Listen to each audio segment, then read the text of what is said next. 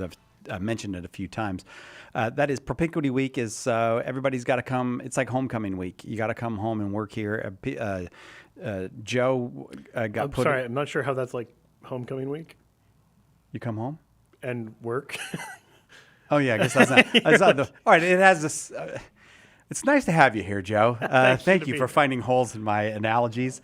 You've shared an office with Braden, our newest apologist, the very fine young Braden Cook.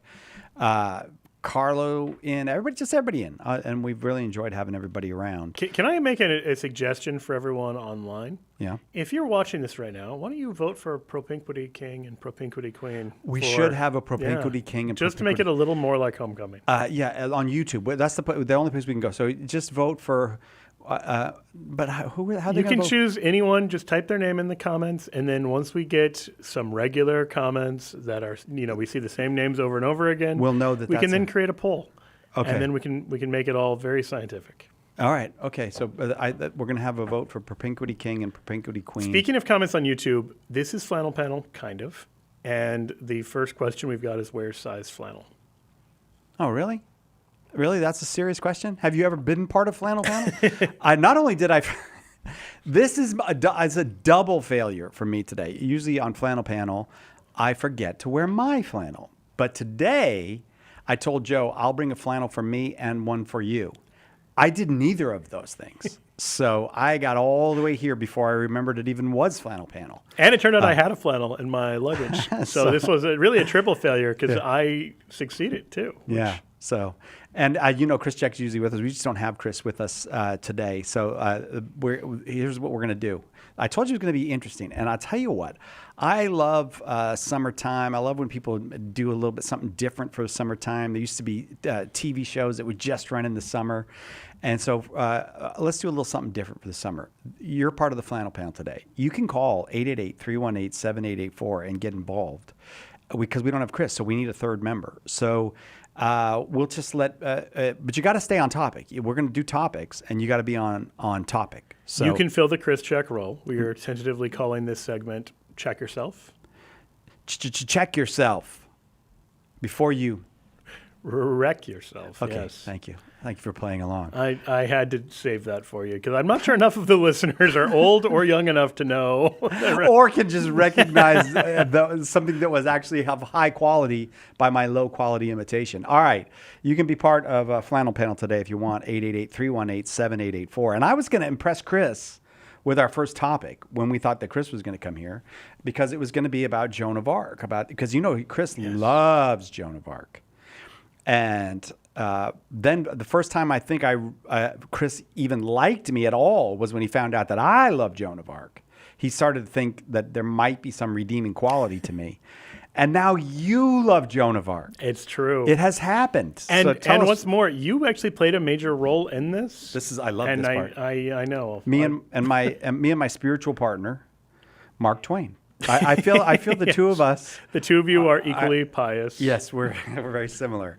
So you read Twain's. Well, let's go back a little bit. We were in Germany, and we stayed on a couple extra days to speak at Patch Military Base in Stuttgart, and to speak in English. Don't worry, we're not impressive here. It would have been awesome if we did it in German. It would have just been like cartoon German. Right. It would have been like MASH. Right. Oh, no, not MASH. What is it? Colonel Clinker? What is... Colonel... No, you're thinking of Stalag 13. Okay. No. Okay. Yeah. Anyway, this is a terrible... Hogan's Heroes. There it is. That's exactly what I was thinking of. So, anyway, Cy gives a talk on Joan of Arc. And I see it on the schedule, and I'm not sure why he's giving a talk on Joan of Arc. I don't know about that many things. If you're going to make me do 3 talks in one day, one of them's going to be on Joan of Arc. There you go. The talk was amazing. I mean, what's up? Take that, internet. Yeah, oh, sorry. It was fantastic because Joan of Arc is one of those figures where you hear about her and you think, wow, this teenage girl was this military leader for France. Like if it was a teenager who beat France, that wouldn't be that impressive. But a teenage girl leading the French army to victories. Yes. Yeah. it is so surprising and so shocking, and does seem just of itself miraculous. But then the next question people naturally have is, well, why? Like, why would God want France to win? It's like saying that your team miraculously won the World Cup. Like, yeah, but does God care about those kind of little things? Yeah, And I thought your talk succeeded in really giving sound reasons for believing that, yeah, she was actually conversing with the saints, these things that she called her voices, where they would speak to her. It wasn't some psychological abnormality. These were authentic miracles. They had every indication of being real miracles, and it changed the whole fate of the world in this really remarkable way. It did. That's what people don't get, I think, about Joan. But so maybe you could tell us how. Well, she's just, I mean, the part of the reason I love Joan is she's 19 when she dies. She's a 19-year-old. And she is not a university educated. She probably doesn't even have the equivalent of what we would call a high school education today. Right. But she is a genius. I honestly believe that. I think Joan is a natural genius. And she is a visionary. And not in like the way Silicon Valley uses. No, it's not like a Steve Jobs type visionary. She sees visions. She converses with saints, and so I do think that the fundamental kind of question that you posed about why would God have this girl do these things, and what you end up seeing is that in a story of this 19-year-old girl who herself doesn't know why God is calling for these things from her. She doesn't ever know what her mission in life is. She knows what her mission is in terms of what she personally has to accomplish, but she doesn't ever know in her life what her mission is in terms of its importance to world history. But it's as simple as this, Joe. And if you consider Joan dying in the early part of the 1400s, the beginning of the 1400s. You know what? I'm going to pause you right there because you're about to give the whole climax of this thing, and I want to give a little more backstory. Oh, you do? No, Okay. no, if I may. Because one of the, reading, or actually I listened to it on an audiobook. I don't want to say I read it. Listening to Mark Twain's biography of Joan of Arc, which is phenomenal. That's the thing, yeah. Twain wrote a great biography of a Catholic saint. One of the things that is really underscored there, which I think I vaguely knew but didn't know to this level, is she's fighting for this French king who really cannot be bothered to fight for himself. Who she keeps being like, all you have to do is go here and you'll win. And he's like, yeah, but I'd rather just stick around and do nothing and wait for the English to defeat us. And it is really remarkable because she's serving this king who is absolutely ungrateful. And it really underscores that, like, why this conflict? Not even just like why favor France over England. People might be able to fill in their own kind of answers to that question. But like, why support this claimant to the crown? Yeah, when Henry is actually pretty competent in England, Right? like he actually is a better king. Probably. Absolutely. So yeah, right. Am I still too early for No, please. I just wanted to build up a little more, so now they're ready. No, for there it. you go. Okay, so this and sweet, beautiful, brilliant, faithful Joan goes to her death, not knowing that virtually 100 years, almost 100 years to the year after her death, England will get caught up in the Reformation and in Henry VIII's nonsense, and Catholicism will be destroyed in England. Henry will steal the monasteries. He will kill. He will drive out. And if France had been part of the British orbit when that happened, this great Catholic country also would have lost its Catholic identity. It would not have survived. And in the great wars of religion and the things that happened subsequently, France would not have been there as a buffer between Spain and the rest of Protestantism, between Spain and Protestantism. And Spain went on to make most of the world Catholic. When you think about all of South America and Mexico and the Philippines and all of the hundreds of millions, probably billions of people received the Eucharist because Joan gave her life to fight for France. And that's the way I see the story. And she never knew it. She knew that she was serving her great king, but she never knew the full meaning. And I find so the conclusion of the story for me, Joe, is just do what Jesus asks you to do. Don't do more, don't do less. Do what Jesus asks you to do, because his plan is perfect. Whatever he's got in mind for your life, it's far greater than what you could imagine for your life. Yeah, I think that's very well said, because he's doing things that she wouldn't have anticipated. Anglicanism. I mean, there were horrible things being done by the English soldiers at the time, and this is one of the sort of depressing realizations you come to in, reading her story. But there were a whole new avenues of bad things to come that she wouldn't have even anticipated, and God was providentially preparing not only France or Spain or Portugal, but an entire new world that she wouldn't have even known about. You can get in the conversation, 888-318-7884. We're going to take a break. It's Flannel Panel, and you are the third member of Flannel Panel. You just got to stay on topic. But you don't have, by the way, when I say stay on topic, we'll move on. But if there's any topic that catches your interest and you want to draw us back to it, you're welcome to do that. We're not trying to exclude you. We're trying to include you. Special Flannel Panel. But before you call, put on your flannel shirt, 888-318-7884. We're here for you. Call now. Catholic Answers Live. Support for Catholic Answers Live comes from Catholic Chemistry, a dating app for Catholics. Founded by a longtime member of the Catholic Answers team, CatholicChemistry.com. Mother Angelica had a simple goal when she began EWTN: to reach the world with the gospel message. EWTN News, headquartered in Washington, D.C., operates multiple global news services, including Catholic News Agency and the National Catholic Register newspaper. We've never wavered from our mandate to proclaim the truth and majesty of the Catholic faith. Thank you for joining EWTN in this mission.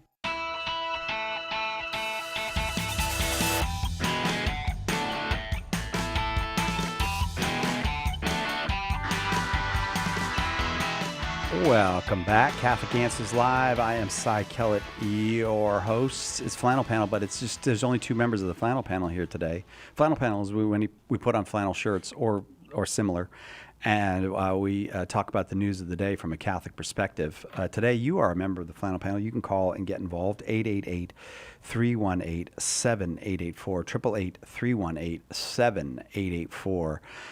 We were just talking about Joan of Arc and just an incredible, beautiful story. And Joan, the other thing about Joan is some of the best theologians in the world are at her trial, trying to trick her into committing heresy. And they can't do it. They can't get her some of the best in a perverse sense of that. Yeah, sure. You're most skilled, I guess. Would be I mean, there are these theologians of the University of Paris who, in their defense, probably do think that she's a witch, probably think that she actually is this successful because she's consorting with evil, and they're trying to trip her up to get her to say something heretical. And she repeatedly, deftly maneuvers around all of these things. So remember, at the time that this is happening, you have what's called the Papal Schism in the West, where there's three different men claiming to be Pope. And so they say, she says something about the Pope, and they say, which of the three popes are you talking about? And she said, I didn't know there was more than one. Which is such a great reply, because what are you talking about? And now later she clarifies that she means the Pope in Rome. So she's actually right about that as well. When a lot of Catholics had followed the wrong person claiming to be Pope. Yeah. But it was just a very, and this is a young woman without a lawyer, without any kind of education or assistance, things that she's actually permitted.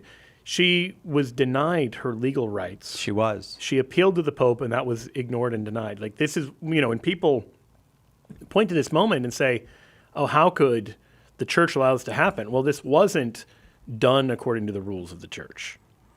And repeatedly, the bishop there violated, because the bishop was, fanatically pro-English and was not pursuing, the good of the church or the good of justice or the good of the salvation of Joan's soul or any of these things that he should have been motivated by, but was seemingly trying to get promoted to, get an archbishopric and all this. And it was a disgraceful affair, but in the midst of this, while she has everything stacked against her, she has one after another. Brilliant kind of answer. And then the Catechism actually quotes her at one point. I'm blanking on the paragraph. I know Tim Staples would be able to tell you. But in her trial, she talks about the relationship of Christ and the church, and she just says, I only know that they're one person. We shouldn't try to complicate it. Yeah, that's what I mean about I do think she's a genius, but she's also, of course, a saint. She is Saint Joan of Arc now. And it's paragraph 795. I'm sorry, I just found it. I'm going to find a little later. I'll read the testimony of her mother at her second trial. You know that you know this, but there's a second trial of Joan of Arc in which Joan of Arc is acquitted. But of course, it's I think maybe 30 years. I can't remember the exact date, but it's I think maybe 30 years after her death. And her mother, Isabelle Romée, made that trial happen. Her mother's a really impressive person. The women in that family were impressive. The men less so, but the women quite impressive in that family. So when I find it, I'll read it. It's beautiful testimony of a mother to her saintly daughter. But tell me what you thought about Twain. What did you think about Twain? So I've read that this was his favorite book of his own. And Mark Twain does not famously have positive feelings towards organized religion. And so I thought it was I guess I'd say this. There is a radiance to sanctity where when you see someone who is truly holy, it's often winsome and persuasive even to people who dislike the abstract idea of religion. That to really see the Catholic thing lived well is incredibly inviting and attractive. Yeah. And Joan lives this out so well. It's interesting because Mark Twain is a comedian, really, and his mode of comedy is satire, and that has a certain cynicism to it, and he's not cynical about Joan. It's like his cynicism totally fails him in the presence of Joan. Yeah. It is incredible because you can imagine any number of ways you could have gone pretty sardonic and mocking and all of this, and you really have. I don't think there's any of that. No, none. All right, can I read Isabelle Romé's? Yeah, I think there's also a caller. We have our first Chris Jack. Oh, we do? We have our first... okay. Lauren from Cloquet, Minnesota. All right, let's get Lauren on here. Boy, you better be good, Lauren, because it's either you or Isabelle Romée, the mother of Joan of Arc. So this better be good. No pressure. Lauren. Hi, Lauren. Okay, am I on? Yes, you are. We're happy you're here. Welcome to Flannel Panel. Okay. Hey, I was on the Rhine River trip with you guys, but anyway. Lauren, of course. You've Lauren been on. and Connie, you've been on several trips with us, Lauren. Wonderful to speak with you. Great to speak with you. Yeah. But I just wanted to ask you guys a question / make a suggestion. If you guys have not listened to the 10-episode audio story on Augustine Institute's formed platform of Joan of Arc called The Victory of Joan of Arc, no, I haven't. I think it is super well done. Wonderful. I listened like my mow the lawn. I've listened to it over a dozen times. It's just very, very well done, in my opinion. Okay, so do you know who does it? Who's the scholar that does it? Do you remember? Well, or is it by their radio program? So Tim Gray's name is on it. And I don't see. know who actually did the. Oh, so it's a corporate effort. It's not like a set of lectures or something. Oh yeah, they did it. Yeah. Oh yeah. Yeah, it looks. I just pulled it up. The Victory of Joan of Arc. Are you in our club? Our We Love Joan of Arc club? I am. Oh, I don't know. I didn't know there was one. We're forming it right now. There's 3 members so far. Okay. Yeah, I love Joan of Arc. Okay, so tell me what you love about Joan of Arc, Lauren. Like, what got you about Joan? I think the her faithfulness to do what she knew was right. I mean, she was never wavering. She knew what she was supposed to do, and I just find it intriguing as she tries to win over the people that she comes up against. And no, I'm not going to listen to this country girl. Go back to your farm. And right. And it's just so it's overcoming the establishment, if you will. Yeah. You know who put this together? So. I just discovered this guy had become Catholic. Who's that? Paul McCusker. Now, that name is not going to be familiar to everyone, but his work might be. He was the brains behind Adventures in Odyssey, the Protestant children's radio show, which I grew up loving. And he did stuff. So he's great in radio theater. He did that back in the 80s, and then he became Catholic at some point. In 2007, it looks like he's got a Wikipedia page. All right, so I just want to get it right. You go to the Augustine Institute's formed platform, and you get 10 episodes, the audio story of Joan of Arc. Am I right, Lauren? Is that where people should go? Correct. Okay, Lauren, thank you. Thank you for calling. You're a great member of Flannel Panel. Yes. It was great to have you on. Great. Yeah. I literally Well, just thank you. Googled Augustine Institute Thanks, Joan of Lauren. Arc, so I'm sure there are other ways you can do it as well. Yeah, but but it find looks it. like it's very easy to find on podcast or YouTube. But now maybe we've got 5 people in our club. McCuster might be in our club as well. Perfect. 5 people in the We Love Joan club. Yeah. I'm going to let somebody else be on here, but these words from Isabelle Romée are so. I'll just read them. So just imagine this. Okay, so in. I guess it's in the 1450s, probably. 1455. They finally have the second trial of Joan of Arc. And this time, it's not in some faraway place. It's in Paris. It's at Notre Dame Cathedral. And I want to visit Notre Dame Cathedral. I mean, I'd love to see Notre Dame Cathedral, but just to go where they had this trial, that's how much I love. I don't only want to go to France because of Joan. I want to see everything Joan in France. So just imagine this. The cathedral is already, 450 years old, and up the steps comes old Isabelle Romée, and she is going to open the trial. She gets to give the opening testimony. So she goes in there where all these lawyers and theologians are gathered for the second trial of Joan of Arc, and this is what she tells them. I had a daughter, born in lawful wedlock, who grew up amid the fields and pastures. I had her baptized and confirmed and brought her up in the fear of God. I taught her respect for the traditions of the church as much as I was able to do given her age and simplicity of her condition. I succeeded so well she spent much of her time in church, and after having gone to confession, she received the sacrament of Eucharist every month. Because the people suffered so much, she had a great compassion for them in her heart, and despite her youth, she would fast and pray for them with great devotion and fervor. She never thought, spoke, or did anything against the faith. Certain enemies had her arraigned in a religious trial. Despite her disclaimers and appeals, both tacit and expressed, and without any help given to her defense, she was put through a perfidious, violent, iniquitous, and sinful trial. The judges condemned her falsely, damnably, and criminally, and put her to death in a cruel manner by fire, for the damnation of their souls, and in notorious, infamous, and irreparable loss to me, Isabelle, and mine. Wow. That kills me. Every time I read that, I feel like this woman is a lion. She fought all those years to have her daughter's name cleared, and then she said that when she got up, when she finally got to be in front of the judges. It is truly incredible. And unfortunately, her husband, Joan's father, did not live to see his daughter vindicated. Yeah. But they had to know, this was a holy and falsely accused. They did. I think they did. I mean, of course, they weren't always thrilled with her career path, but and it must have been very upsetting to a father to have his daughter off to war and all of that. But let's go to Javier in South Carolina. Javier, you're part of the Flannel Panel now. Hi, Javier. What do you got? Hey guys. Hey. Nice to hear from you. I'm sorry. I'm on the car driving with my girls. I just want to say you guys are my heroes. If there's like a title that I can give you, it will be like Heroes of the Faith, but from just a layman. Now, thank you. The one thing that I wanted to add was that Joan of the Arc. There's a common conversation that I have with Protestants in regards to how much theology do we need to be saved. Yes. Virtually none.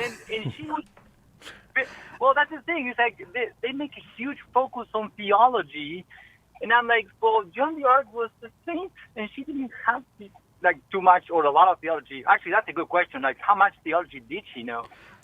As I said, Joan was a genius. So it's really that's my view. That's my personal view. Is I put Joan in a genius category, like among the rare. But she's not a highly educated. But she genius. doesn't. So who knows what she knew? I mean, she's not she can read. But I don't know at what level she can read. She doesn't write her own. They have to help her sign her name and everything. Right, That's one of the right. things Mark Twain mentions. Right. So That's she a has good to like point. dictate letters and things. So maybe maybe reading was actually being read to in Joan's case. Maybe she knew things because they were read to her. Javier, did you say you're with your daughters? Yeah, we're going to volleyball right now. Oh, well, God bless you. Well, give your daughters a copy of Mark Twain's Joan of Arc if you haven't yet. And there's the music. I got to go. I'm sorry, Javier. I would have liked to speak with you more, but thank you for honoring Joan. I'd love to get you all in our club, the We Love Joan of Arc Club. I just started it today. We'll be right back with more Flannel Panel on Catholic Answers Live.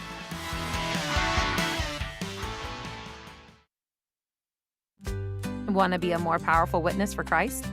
One of the most powerful evangelization tools you can acquire is, in fact, courtesy. The apostolate of courtesy is just the message the church needs in this time of diminished social grace. Inspired by St. Francis de Sales, author Robert Grieving shows how everyday manners, whether in conversation or emails, can make us powerful witnesses for Christ. Get the apostolate of courtesy today at shop.catholic.com. Why do Catholics pray to dead people, bow to statues, venerate relics? And where do we find any of this stuff in the Bible? In the delightful book, The Saints Pray for You, Dr. Carla Broussard convincingly defends the ancient Christian belief rooted in Scripture that the saints care for us, that they're our allies. Order your copy of The Saints Pray for You today at shop.catholic.com or ask for it at a good Catholic bookstore near you. Your favorite Catholic Answers books are now available on Audible. Whether you're commuting, taking a nice walk, or relaxing at home, you can deepen your faith with audiobooks that will make a real difference in your life, no matter where life takes you. Listen to trusted Catholic Answers authors explain the faith clearly, answer important questions, and help you grow in confidence as a Catholic. Visit audible.com today, search for Catholic Answers, and let the learning begin. Feeling stuck? Feeling like you are not sure what's next? Well, you can be sure of this: God is not finished with you yet. In his new book, Not Finished Yet, Dr. Marcus Peters shares a powerful message of hope, healing, and transformation in Jesus Christ. Read it to discover how to overcome struggles, embrace grace, and step into the life God is calling you to. Get Not Finished Yet today at shop.catholic.com or at a good Catholic bookstore near you.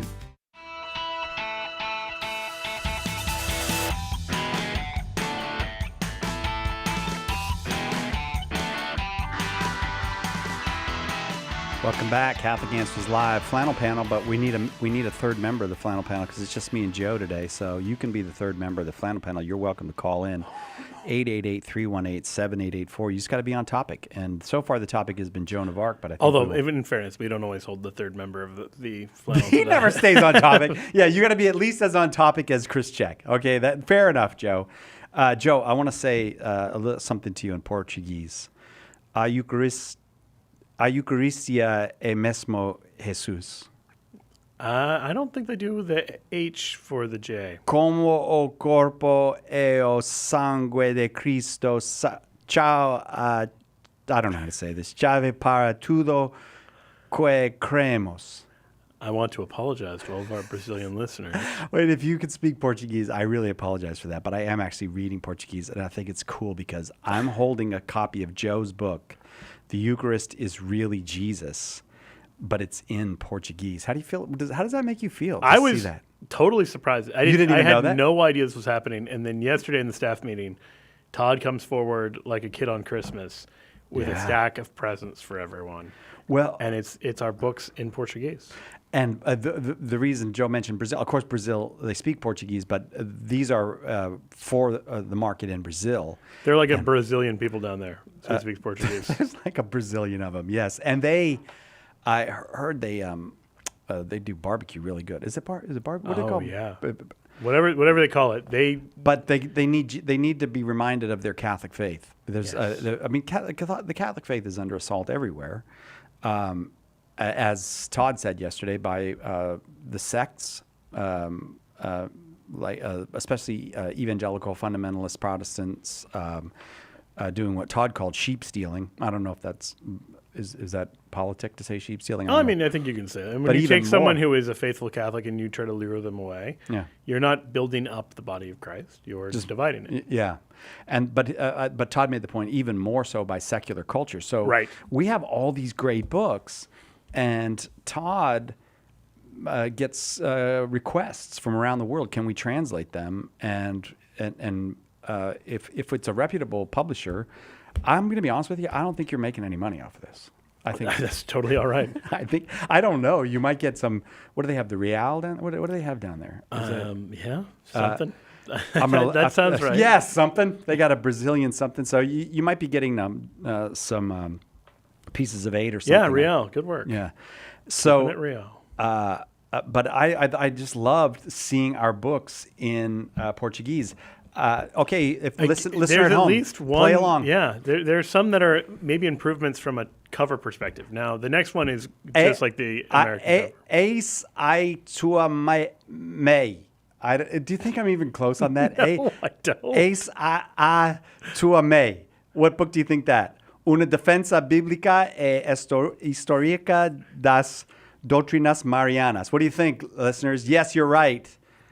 Behold Your Mother, a biblical and historical defense of the Marian doctrines. I don't speak Portuguese. I don't know how to pronounce these words. No one wondered. So I apologize. No one was like, wow, he's really good at Portuguese. I'm saying that by means of apologizing to the nation and people of Brazil. A Bíblia é livro católico. The Bible is a Catholic libro. You just didn't want people to play along at home. Oh, right? no. I wanted to say it. Sorry. So that's good. One for Tim, one for Joe, one for Jimmy. All those books now available in Brazil. And then this one from Trent Hahn. I was going to pronounce it in Portuguese. Barely better than in Portuguese. I don't know what that was about. Sorry, Trent Hahn. Duras palavras. Duras palavras. Okay, what do you think, you Portuguese speakers, what do you think I just tried to say? Hard sayings. That's Trent's book on... I want to say that cover is really good. This is an improvement. They definitely improved our cover. We had an okay cover before, but like the new cover where it's a shocked-looking Aquinas, it's great. This is a hilarious cover. Look it up. Look up the Portuguese version of Hard Sayings with Trent Horn, because the picture of Thomas Aquinas is hilarious. He has the halo above his head.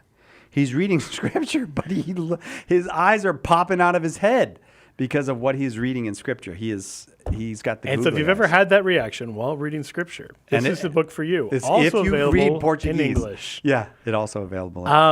So 2 quick things. Braden, the catechumen in the chat, said that your pronunciation is simultaneously admirable and horrendous. Wait, who said that? Braden. Someone named Braden? Yeah, our briefest Catholic Answers. Oh, it was Braden. It was our Braden. He doesn't speak Portuguese. If Braden speaks Portuguese, they're teaching Portuguese in the schools of Oklahoma now? Yeah, that's a big subject there. Somebody wrote something. Somebody else said their would be 1-year-old pronounced clapping for you. Durus palavros. That's what some palavros. Did I say it right? Somebody sent me a pronunciation. So, are you people just messing with me now? The point is not that I can speak Portuguese. The point is how exciting it is. Yes. That Catholic Answers books are all around the world, and Brazil has more Catholics per capita. I don't even know what that means. Brazil has the largest number of Catholics of any country on That's Earth. what I was trying to say. Even though that number is dropping. They're only 56% of the country's population. They Get it used to together. be virtually 100%. So we see this as a huge area where the population itself desperately needs the truth of the faith, but in many cases they were brought up in kind of a lukewarm form of Catholicism. As recently as 1994, it was 75% Catholic. Now it's only about 50%. Protestants, meanwhile, have gone from 14% to about 26%. So they've doubled in size, and non-religious have gone from about 5 to 14%. They've about tripled in size. So all of that is to say we are losing a lot of ground in Brazil in this enormous country that desperately needs good apologetics. Not anymore. Catholic Answers is there now. the person who tried to get me to pronounce it correct before on YouTube now is explaining to me how to pronounce it. Duras palabras. How'd I do? I need a yes. You got it. All right. I'm happy to give you that if that would make this stop. Some other comedian says, "What language was Cy speaking?" Okay. All right, smarty pants. I'm doing the best I can. My moderate embarrassment related to this was trying to pronounce the name Jacana, which is like a street in Orange County, and I pronounced it Jacana, and it was like, no, it turns out that wasn't Spanish, it's Portuguese, and it's a bird. Oh, so you're supposed to say the J? Yeah, but I'm probably still mispronouncing it. Look, you're in Southern California, and there's a name that looks Spanish. You're going to give that a Spanish pronunciation. That's fair. Listen, Portuguese people, you're just going to have to accept some stuff around here, okay? It's like, we need to evangelize the Portuguese and Brazilians, but we also need to insult them gratuitously. We need you to come back to the Catholic faith, all you Portuguese speakers, but settle down, all right, with your pronunciations. Sad that the country with one of the biggest Jesus statues in the world is becoming less Christian. That is sad. That is sad. But that seems to be the way of everything. I'll tell you what, I'm going to move to another story then, Joe. Please. Because that actually gives me a little segue to a story I wanted to do with you. And I'm going to read some of this story to you because it's from the Catholic Herald. And I think they've been doing great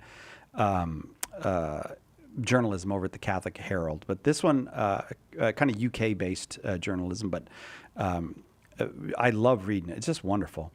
How Amnesty Turned Against Its Founder's Vision by David Hahn. Do you know David Hahn? Like H-A-H-N. Is that one of Scott Hahn's I progeny? believe it is. Scott In and fact, Kimberly Hahn? he has a new podcast. Oh, he does? That I am on. He did a good job on this article. I'll just say that.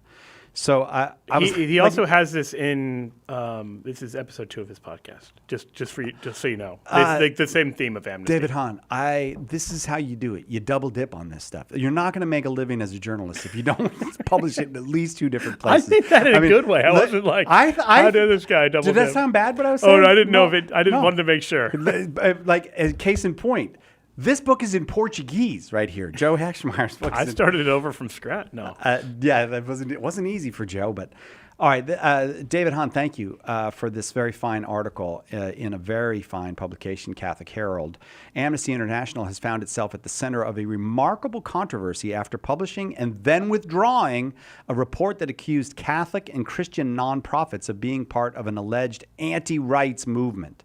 The episode has raised uncomfortable questions, not simply about Amnesty's internal processes, but about the disturbing mission drift the organization has undergone since its founding. So this is what put me in mind of this story, was the person on YouTube who said, sad that Brazil is losing its Catholic faith. But this is the thing that happens is what was once gloriously Christian can lose its way. And Amnesty International, I was very much convinced from this article by David Hahn, has more or less entirely lost its way. It was horrifying to read about it.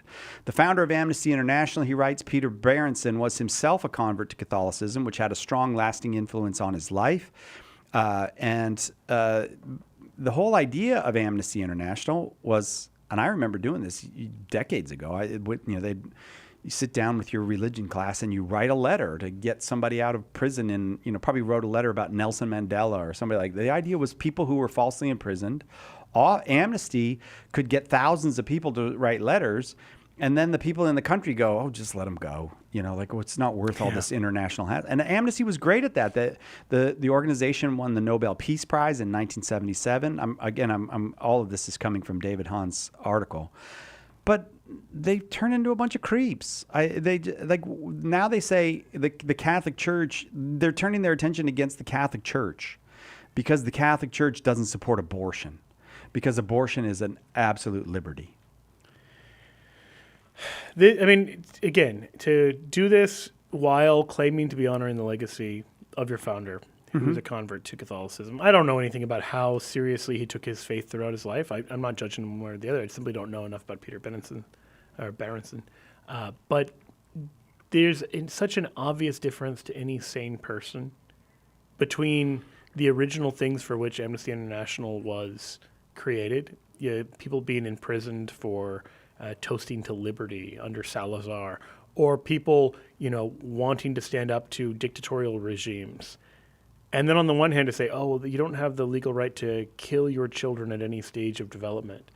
And even if you're pro-choice, hopefully you can be sane enough to see this. And one way to measure this would be to say, well, within the pro-choice side, different pro-choicers stake out different places. Some would say abortion should be legal until you can hear the baby crying. And coming out of the womb, partial birth abortion should be legal. Others are going to say that's obviously infanticide, but it should be illegal until some other point in pregnancy. Now, hopefully, amongst pro-choicers, you would say, well, look, if we can't decide where exactly to draw the line, the fact that somebody else draws the line in a different place than we do isn't a human rights violation. And it's insane to treat it as one. And insane to treat it as one in this way that we don't talk about enough. When you do things like this, it might work for you in the short term, but in the long term, it does real and intractable damage. When you amplify, if everything is a fire, then fire loses all of its meaning. Right. If you're constantly saying things are human rights violations, then real human life violations have been cheapened by this. And we see this all the time. We have this escalation of terms to the most extreme charge imaginable. And pretty soon you find yourself calling ordinary things by these really shocking titles. And when people stop believing you, this happens a lot with so-called trans genocide. If you say, well, children shouldn't become trans, that's a very normal take, that a growing number of the population actually agrees with. To call that genocide means that you can't then turn around and talk about actual genocide, right? Because what happened to the Armenians is exactly the same as you saying, I don't agree with you on transgender. Right. Yeah. If I can't use the bathroom, that's the same as being rounded up, put in a camp, and shot to death. It's not the same, Amnesty. That's right. And so David Hahn writes this: over the past 2 decades, Amnesty's work has taken a new direction. It has now decidedly aligned itself with the progressive left, particularly on sexuality and reproduction. And I must say, I'm always leery of using the words left and right, because to be a Catholic is not to be left-wing, it's not to be right-wing.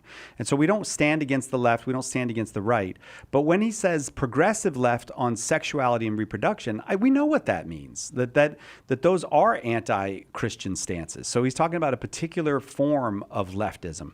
Since 2020, Amnesty's policy has called for the full decriminalization of abortion, regardless of reason. And he put that in quotes, including up to birth. It also opposes restricting sex-selective abortion, stating that restricting access to safe abortion is not the answer to structural discrimination. So, in other words, Amnesty was an organization that we all came to love because they got political prisoners, liberty. And then some people came along who said, let's use that love of this organization and we'll try to pressure the Catholic Church to stop being against gay marriage, or pressure the local, I don't know, whatever, anybody to stop being against transgendered ideology. It's a total fail. All that does is it ruins the institution. You take an institution that has a very popular move and then say, you need to take a really contentious position on this hotly divided issue. Of course, you're not going to win the issue. What's going to happen is people stop wanting to donate to you. They will stop wanting to support you. And this happens over and over and over again. And now you'll have no hope of getting political prisoners out. Right. Like your original mission, you can't do anymore because people won't help you. Susan B. Komen, breast cancer. It's like, well, why are you supporting Planned Parenthood? It's idiotic. Or Southern Poverty Law Center has just become this absolute leftist organization. Or these groups that on paper have this great mission that would get 80% plus support, take these really controversial positions that are often really extreme, and they're in an ideological echo chamber, and they don't win the issue. And in the process, they've prostituted their institution in such a way that they've cheapened it, and it can no longer effectively stand for the thing that it stood for before, because what sane pro-life or conservative person is going to say, yeah, I'm going to back this group that is actively looking to undermine me, even if it's on an issue that we agree on. You're going to say, well, we need some other human rights organization, or we need some other anti-breast cancer organization, or whatever else the issue may be. Right. And it's such a completely unforced error And it is maddening to see this kind of thing happen, that if you care about the thing that you're working for, you wouldn't do this. Like, if instead you're just using the victims of breast cancer or human rights abuses as a way of like pushing the agenda you actually care about abortion or transgenderism or whatever else, then you are using the very people you're meant to be defending. I'll just read this last bit from David Hahn. Amnesty's apology is somewhat amusing. It said, "We apologize for the publication of the briefing, a growing threat." This is the one that said Christians, Catholics, our organizations are a danger, a growing threat, the anti-rights movement in the UK. This document should never have been published, and full responsibility for this error rests with Amnesty International UK. We will commission an independent external review to learn from this moment. And then I did find this snarky sentence kind of funny from David Hahn. "It is indeed very sorry that you now know what it privately thought of you." Yes, exactly. So, well done. We'll take a break. You're welcome. We want you to be a member of Flannel Panel, 888-318-7884. You want to talk about the corruption of institutions like Amnesty International? We'll still talk about Joan of Arc with you. Or if you want to talk about the proper pronunciation of Portuguese, those are the topics we've covered so far. You're welcome here, 888-318-7884. Hello, this is Archbishop Salvatore Cordileone of San Francisco. Keep your dial tuned to Catholic Answers Live. Alexian Brothers is a proud sponsor of Catholic Answers Live. For 800 years, these Catholic brothers have offered a prophetic and daring response to the gospel, serving Christ in the sick, the poor, and the dying. Is God calling you to be a courageous disciple? If you feel called to total self-giving as a religious brother in the mission of Jesus, call our vocations office at 847-264-8703. That's 847-264-8703. AlexianBrothers.org. In Morse code, the sequence SOS is a distress call. It's been said that it stands for Save Our Souls. Well, right now our world is in big trouble, and we're putting out an SOS call for help. Will you answer that call? St. Paul Street Evangelization, a Catholic nonprofit, has hundreds of teams who share the good news with souls who don't know Jesus. Catholic Answers is supported in part by St. Paul Street Evangelization. Visit streetevangelization.com to get involved. The most original Catholic content is on EWTN Radio. What have you always wanted to know about the Vatican? Well, I'm your Vatican insider, and I answer that question when I bring you the news about the Pope, Vatican City, and I share insights and stories from a broad spectrum of church ministries. Vatican Insider with Joan Lewis, Saturday night, 9 Eastern on EWTN Radio.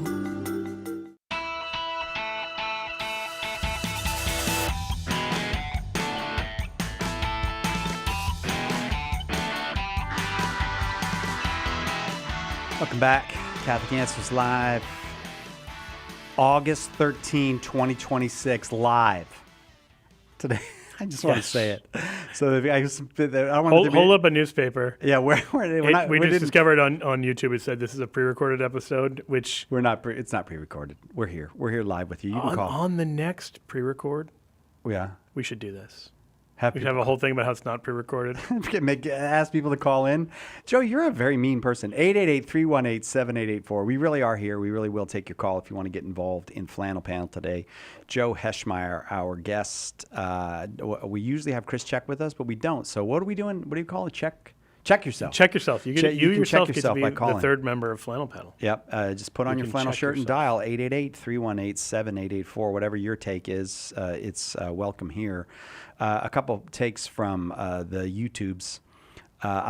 This is from Justin. I lost hope for most of those human rights charities when the UN appointed Iraq as the head of the UN Human Rights Monitoring Group. I think we've all seen those stories, and I do think that they are in a privileged place to find the human rights violations. In fairness. That's right. That's right. Sometimes you need to catch a thief, so to speak. Exactly. Right? It takes a thief to catch a thief. Which is a very fine movie, by the way, To Catch a Thief, and it was a pretty good TV show too. Jamie said, I was in Amnesty International when I was in high school. As so many people were, it was great at one point. It was for really good kids in the early 2000s. This discussion is upsetting as this wasn't what I supported back then. No, I know. That's the whole point. And then somebody else wrote at the break, Combat Wombat wrote, Cy and Joe look so serious right now.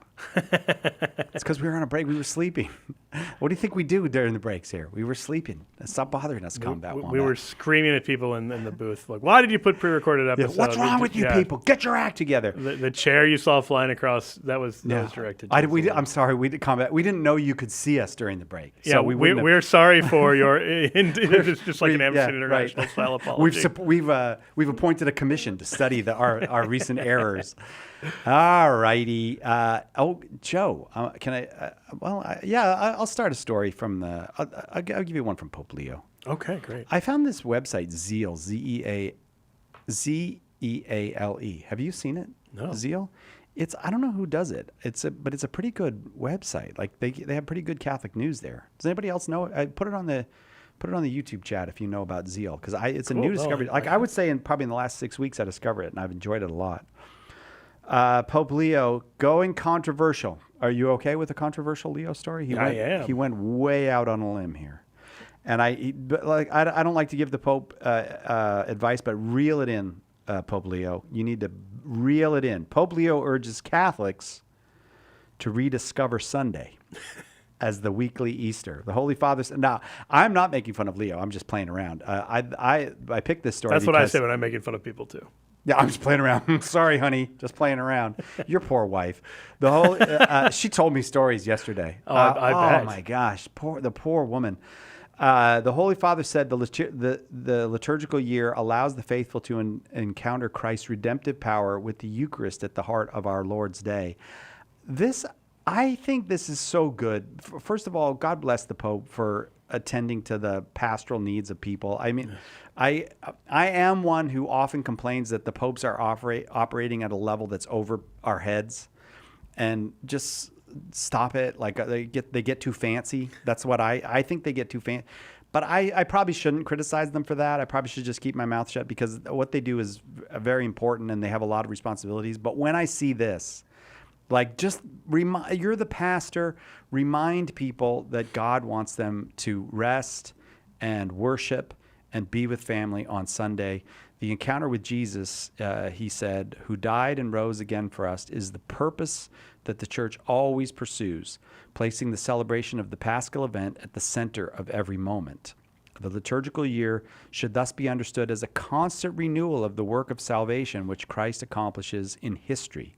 As she journeys through the temporal cycle, the church remains in contact with the Lord's redemptive action, so that all the faithful may be filled with his grace. And Sunday is a huge part of that. So he just took his audience time to remind us, all of us, do you get the temptations on Sunday? Like, let me just get this done. It'll make Monday so much easier. I'll get through this work. Oh yeah, definitely. And also, I mean, the nature of the work that we're doing is it's very easy to sort of rationalize it. Well, I mean, I'm doing it for Jesus. So right, this is holy work. Yeah, right. Why should I listen to him? I'm working for him. Like exactly. That kind of attitude. Yeah. Yeah, and I have ever since and the Pope made a reference to Dies Domini, Dies Domini, Dies Domini, from Pope John Paul II, where he was really quite strong about this. It was a letter to the faithful about take your Sunday obligation more seriously, and part of it is an obligation to rest. And since then, I've been whittling away at it, becoming better at Sundays. Because you know what? If you leave it till Monday morning, it's the same problem. You just deal with it Monday. Yeah, there are problems enough for tomorrow. Yeah, right. Put them off. Just give yourself to God and trust that he'll take care of the rest. There's the music, though. But hey, we want you to be involved. Look at all the lines that just lit up. So we're going to have callers when we come back. 888-318-7884. It's Flannel Panel, but we're short one member, so you get to be the third member of Flannel Panel today. If you want to talk about the news of the world from a Catholic perspective, give us a call. Jump on one of these topics from the beginning of the hour or the end, whatever you want to jump in on. We'd love to hear from you. 888-318-7884.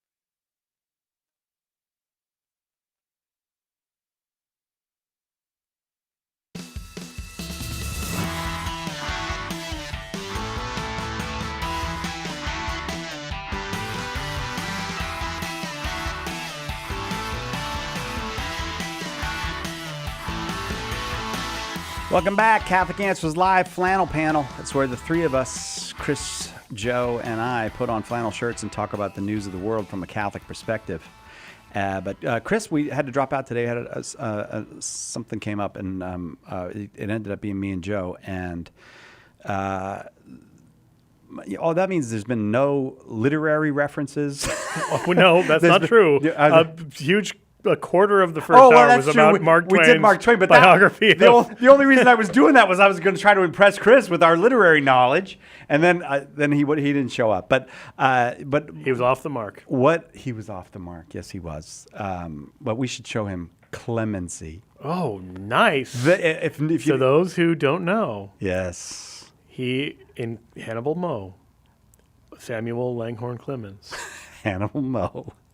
Enough obscure puns. On we go. This is what I like about Flannel Panel today, though. Callers are taking the place of Chris, and I would say from our first caller, Lauren, on, they've been better than Chris. They really have. I mean, I think even Chris would agree. We'll find out. Yeah, you're right. Might be down to 1/3 of Flannel Panel next week. You won't be hearing me on the show tomorrow, but. Okay, here we go. Let's just go to the phones. It's fun. Let's do it. Let's open up Flannel Panel. Our newest member of Flannel Panel is Pat in New York City. Hi, Pat. Hi. I know. Just by the way you said hi, I know you. Yes, I'm a regular caller. Hi, Patrick. Hi, I'm the OCI teacher and everything. I know. So I think I might figure out what really destroyed Sunday Mass attendance, and that is COVID. I think that people were in the habit for going to Mass and also the socializing before and after Mass with their friends. Yeah. And when that stopped, people found something else to substitute for the hour or two they were at Mass. And when the Mass came back after the lockdown ended, they preferred whatever the new thing they were doing at that time to going to Mass.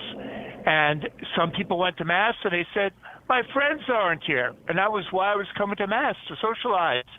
So I think the people on the margins, with a marginal reason for going to Mass, stopped going to Mass even after the shutdown ended. So I think part of what we try to do is we try to identify Catholics who go to Mass, find out if they have friends who stopped going to Mass, and encourage them to invite their friends back to Mass. Patrick, can I ask you a question? Go ahead, Joe. Yeah. So you teach OCIA. Do you see the same kind of post-COVID bounce that we're seeing across the country? Oh, I think the surge in OCIA has a different source. And I think what's happened is a lot of children who in the previous generation were brought up by their Catholic parents and dragged to church, or the Catholic parents just disparaged the religion and nothing stuck. And I think the children now of this generation had no religion at all. So they basically are a green field for any idea that brings them close to God, and they have Catholic friends, and the Catholic friends are inviting them to explore being Catholic. I like your basic having a. Oh, sorry, Patrick. I was just having a weak Catholic upbringing, or a Catholic upbringing where you were made to hate going to church, that poisoned you. So the next generation with nothing at all actually wound up becoming teenagers and saying, what's the meaning of life, and discovering the answer to that in the Catholic Church. So your basic solution is invite friends to church with you. Oh, yeah. Half the new people are people who are being invited by people who are recent converts. All right, Patrick. Okay, so it's a chain reaction of conversions. I'm a Catholic. I'm a recent Catholic. I'm loving being a Catholic. I got to tell my friends about this.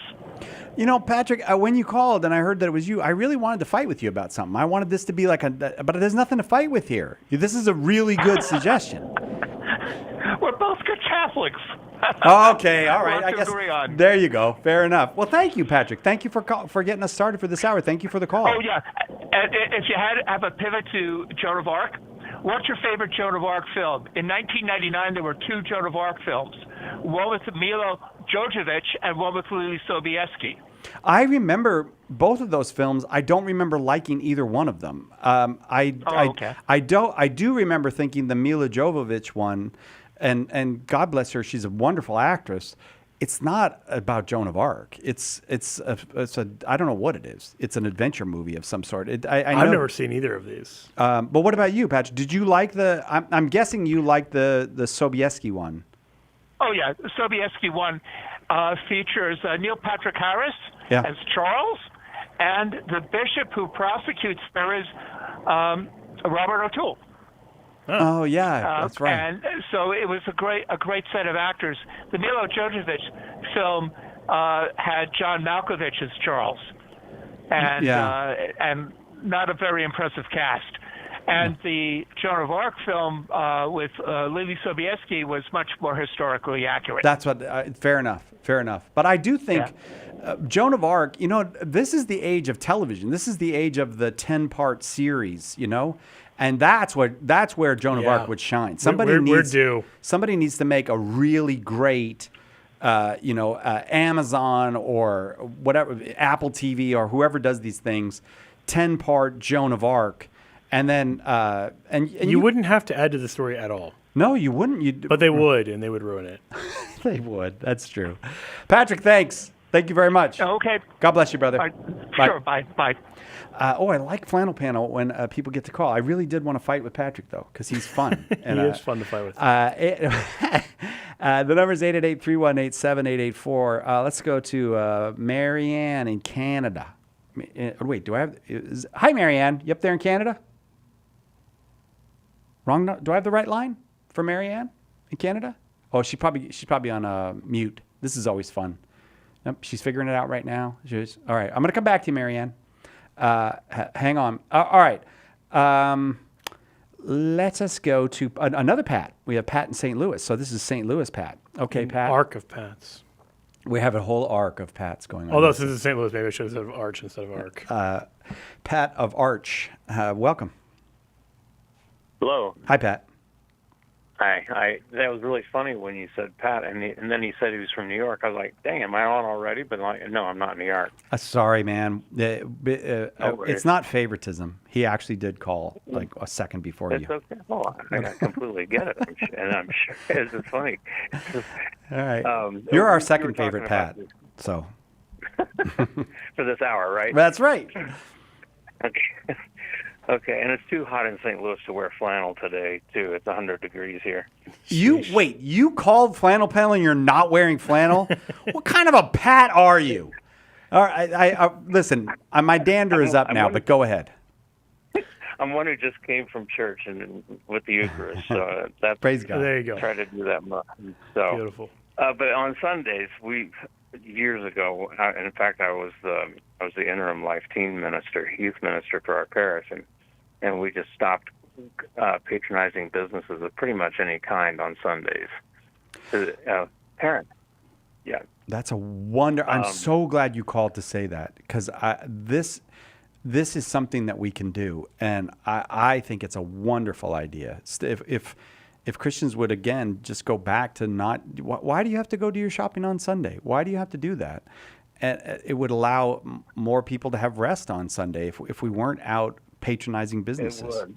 Yeah, especially non-emergency. Because occasionally you'll have I don't want to judge people who something comes up and they realize like, oh no, we don't have, the ingredient we need to make dinner tonight, or we don't know whatever else. Right. I understand those things happen. Like you're making goulash, no paprika. Right. I've got to go to the store. Exactly. Yeah. Okay. But I was driving today and saw, we drove past Dave's Hot Chicken here in Southern California, and their food truck said open on Sundays, which was a pointed jab at Chick-fil-A, which does not open on Sundays. And I thought that makes me want to eat there less. Like the fact that you're not only open on Sunday, but bragging about it in this way to try to entice people to come on Sundays. It's disrespectful to both Christians and to your own employees, frankly. It should be good for restaurants to take a day off. And it should be good for that day off to be Sunday so they can go to church and observe a day of rest. Pat, we kind of jumped on that because we liked your point so much. But go ahead, and this is your time. Go ahead. That's okay. When my wife and I were in college, I'm here because she is from here. When we were in college, she said something about her dad had worked on a thing because they used to have blue laws here apparently where you weren't open on Sundays. Right. And I remember kind of scoffing at that because we were young and all that. But I'm like, after a few years, that made a lot of sense. Yeah. But and eventually his effort lost, and so figure, well, we can just do it on our own the same way we eat fish on Fridays, and just do it on our own. Yeah, that's the truth. And we could, I know parents who have to tell the coach, no, my kid can't go to the soccer game on Sunday morning. We go to mass on Sunday mornings, and it's hard sometimes. But this is something dioceses can do in Kansas City. This happened, and it was controversial at the time, but I think people like it. No diocesan sports games on Sundays. Because if you don't have a policy on that, then it will happen. And then if you're like the one school that doesn't, then they're worried, they're going to get a competitive edge on us. And so then they feel a lot of pressure to do it. Yeah. But you can coordinate, there's a problem of coordination that can happen. If one company says we're not going to be open on Sunday, you definitely take a hit. If every company says we're not going to be open on Sunday, then everybody just kind of works around it. And you don't have... it's to nobody's advantage or disadvantage. It's just a collective day of rest for everyone. We could do this, but some of this needs to be coordinated. And so on the sports side, it can be coordinated at the diocesan level. Some of these things would probably benefit from blue laws. I remember years ago, Pat, when some of these stores like Walmart and Target, they started to kind of let their Black Friday shopping encroach onto Thanksgiving. It would be like our Black Friday starts at 10 p.m. or 8 p.m. on Thanksgiving. Black Friday pre-sale. Yeah. And you're just like, there was a name for that day. What was that? Yeah, but I do think that people really hated it. Like people got really mad about it. Like how are you making workers come in on Thanksgiving Day? And because Thanksgiving is precious to Americans, like we're serious about it, and I do think if we became serious about Sundays again, and maybe this is a place for some cooperation with our Protestant brothers and sisters too, where we could reach out and go, the diocese could, but the diocese could say, why don't you reach out to all the the independent Christian schools and all that, and say, look, just let's together agree, nothing's happening on Sundays, and the other leagues will have to pay attention to that. Yep. Yeah, in my hometown in southern Indiana, up into the 80s, if you were open on Sunday, you were generally only open from 12 to 5. Is pretty abbreviated hours on Sundays at least. Yeah, right. And you can understand because people do have things that they need, like Joe said. Like you didn't get diapers on Saturday. Well, that could be a pretty serious situation, So you might need a place to be open. So it's not meant to be a rigorous type thing. But I really like your thing about it. It's not just my personal peace and quiet on Sunday, but if I don't go to the store. We were very impressed. And Joe and I don't think we travel that much because we have talked about the fact that we went to Germany like 1,000 times since we went to Germany. But both of us were impressed with how serious the Germans are about Sunday. Yeah. They're not Christians even. They pretty much given up the Christian faith, but they ain't doing nothing on Sunday. Like, leave them alone on Sunday. And I admire it. It's not a lack of industriousness, It's they're Germans for crying out loud. Yeah, like they're working just as hard as we are. Pat, God bless you. I got to go to the break, but thank you very much for the call. You're almost our favorite Pat now. Koufax didn't pitch on the Sabbath.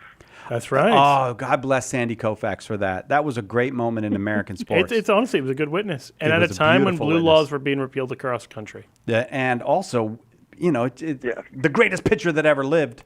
So, hey, I got to go though, Pat. I got to do this break. Right back. Have a great day. You too. Thank you. Back with more Catholic Answers Live. Let us help you with your question today on Catholic Answers Live. Do you have a question but prefer to ask it privately? Catholic Questions can help. Go to CatholicQuestions.com to ask your question online, email us, drop us a letter, or give us a call. Longtime Catholic Answers Live apologist and author Jim Blackburn or another Catholic Questions apologist will be happy to assist you. Catholic Questions proudly supports Catholic Answers Live, so visit us at CatholicQuestions.com today. That's CatholicQuestions.com. Underwriting for Catholic Answers Live is provided by Magnificat. Published monthly, Magnificat features texts of daily Mass, prayers, articles, meditations, art commentaries, and more, in step with the liturgical rhythm of the Church, on the web at magnificat.com. This is Father John Bonavita Cola. There are many Catholic Christians who turn on the radio and they want to hear something spiritual, something about faith. So it's critical that in every area we can have Catholic radio, and that we as Catholics will continue to support this great work and for bringing the message of the gospel, the message of our beautiful Catholic faith to everyone. The world needs EWTN Catholic Radio, now more than ever.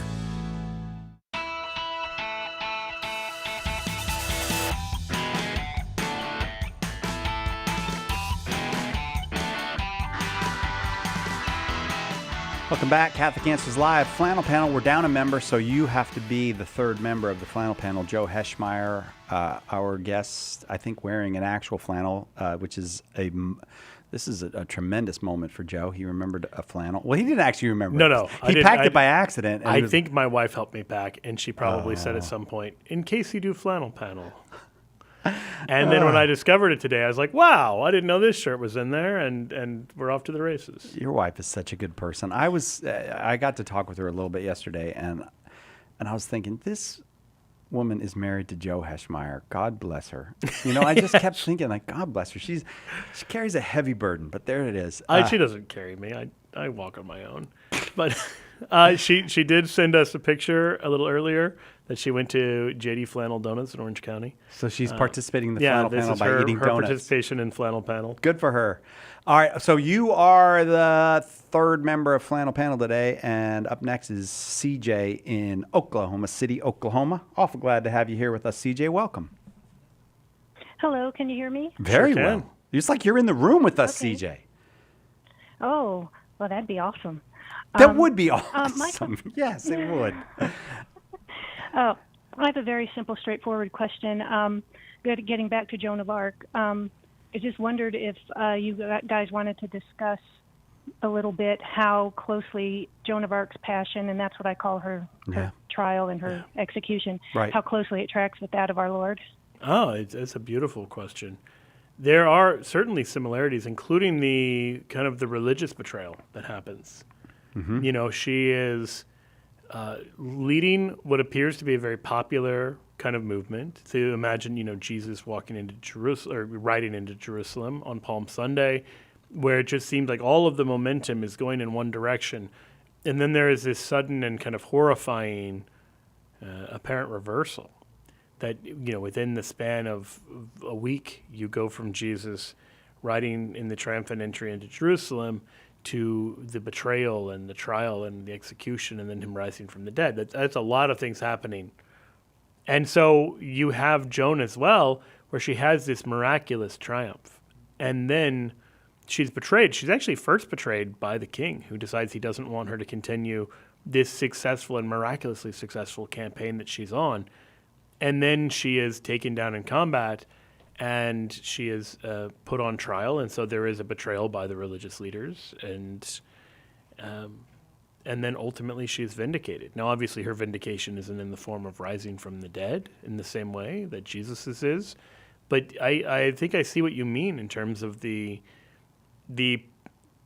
events and kind of the sequence of their lives. There's something deeply Christian about the Joan of Arc story in that way. CJ, I'm grateful for the question. Are you, like us, a lover of Joan of Arc, or have we maybe enticed you in that direction? She's my confirmation saint. That's what the J in my name is for. Yeah. Oh, beautiful. I like that you go by your confirmation name, too. My grandpa did that. He used his your grandpa Polycarp? Yeah, exactly. he took John as a confirmation name and switched up. Who knew? No, taking the confirmation name as a middle name is a beautiful practice. So, CJ, I'm so grateful for your call. Thank you. It does seem to me that Joan. I can see why she goes by CJ. Oh, is your first name? If your first name is Cy, I feel sorry for you. But no. It's Chrysanta. No, it's not. It's Chrysanta? Yeah, Chrysanta. Does that have a meaning? Like I don't.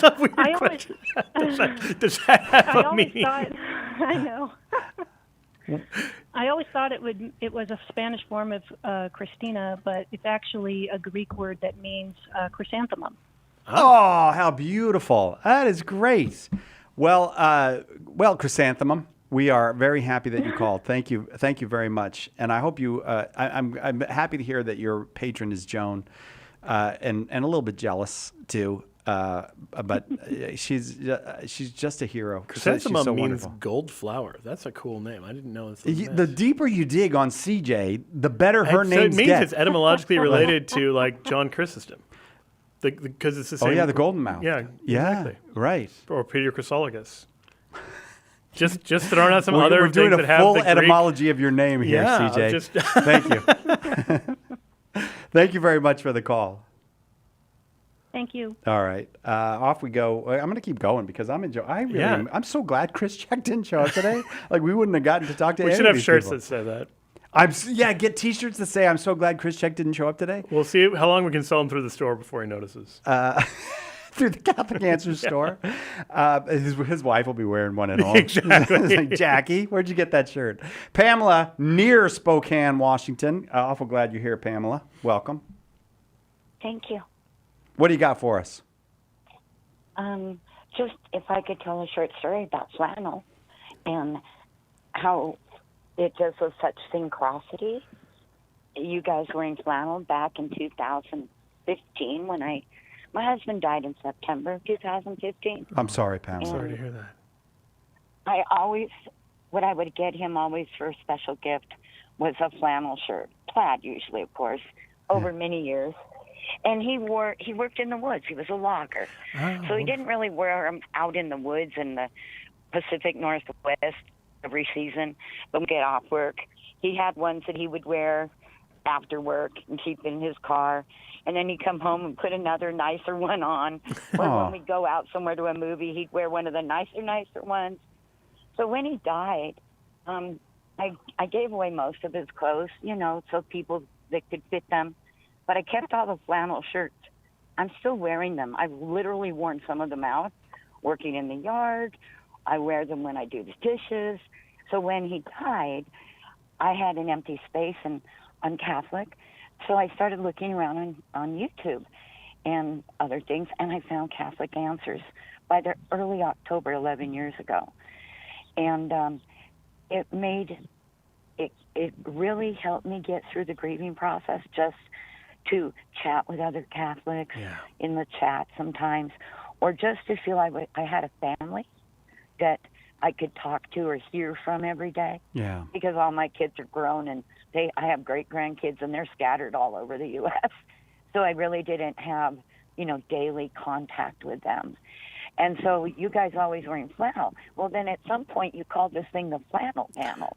And I would be wearing flannel watching the flannel panel, and I'm a girl, but he was 6 feet tall, I'm 5 feet, so you can understand I rolled up the sleeves. Right? Were you married to the brawny paper guy?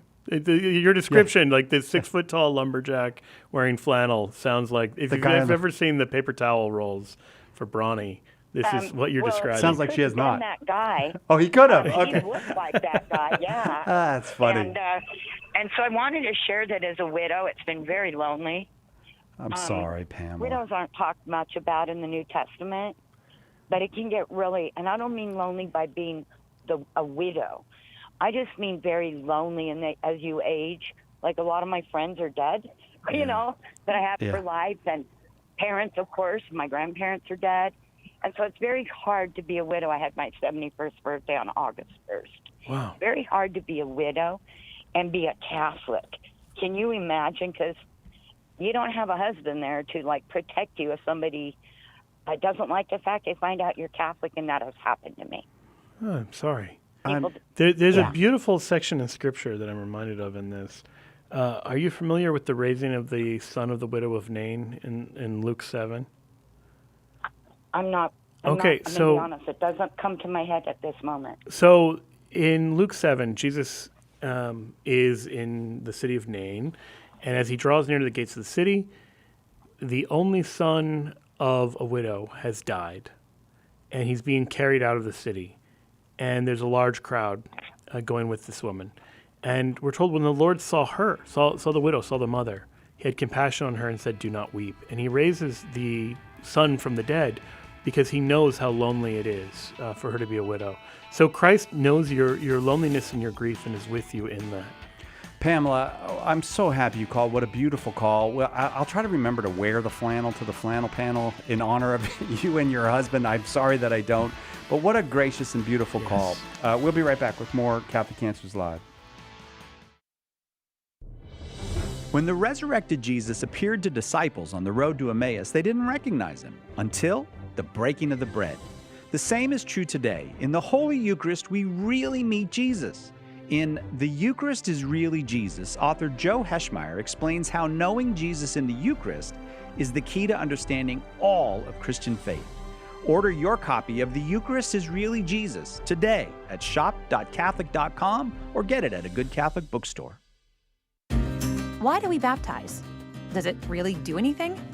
In Baptism Now Saves You, Dr. Carlo Broussard explains the unbreakable relationship between baptism and salvation, making sense of the Church's teachings in a way that is easy to understand and ready to share.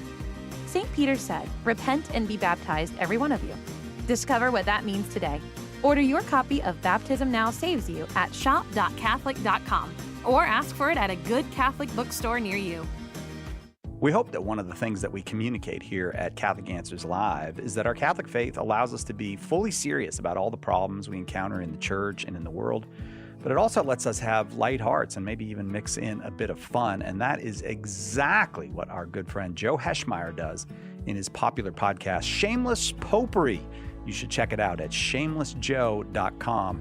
Joe's got a deep grasp of the faith, morals, the teachings of the church, all that, but he's also got a witty conversational style. He entertains and he informs, but you will leave equipped to better answer the most common challenges, misconceptions, and questions about the Catholic faith.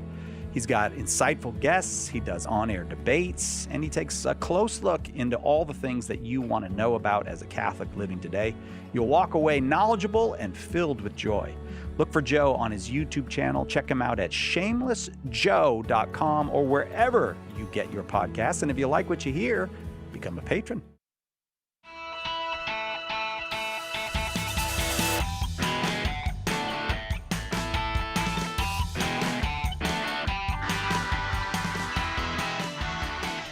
Welcome back. Catholic Answers Live. It does seem like this, Joe. It seems like the way the show, we haven't done this before, Flannel Panel with the caller as the third member of the Flannel Panel. But I have like a ton more topics that we were going to get to, but it doesn't seem like we're going to get to any of them because it seems like we kind of primed the pump and now the callers are taking over the show. Now the water's coming out.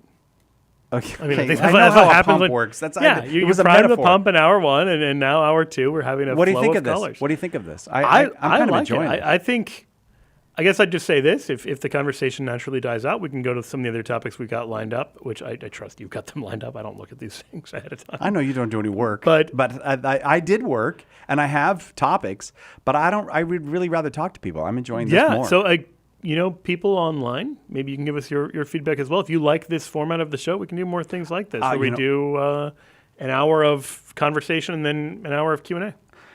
All right, I'm gonna go back to the phones then, and I'll tell you what I'll do. I'll also take a look over at YouTube and see if people I can keep an eye on that while you are. Okay, Joshua, and I think in the Dakotas. I'm not sure what this says here. Are you in the Dakotas, Joshua? Yes, I am. Don't be more specific. You don't dox them. Yeah, we won't want anybody to know North or South Dakota, Joshua. Let's keep that to ourselves, okay? We can't let that get out. Josh was thinking about it. I was just wondering earlier on the show.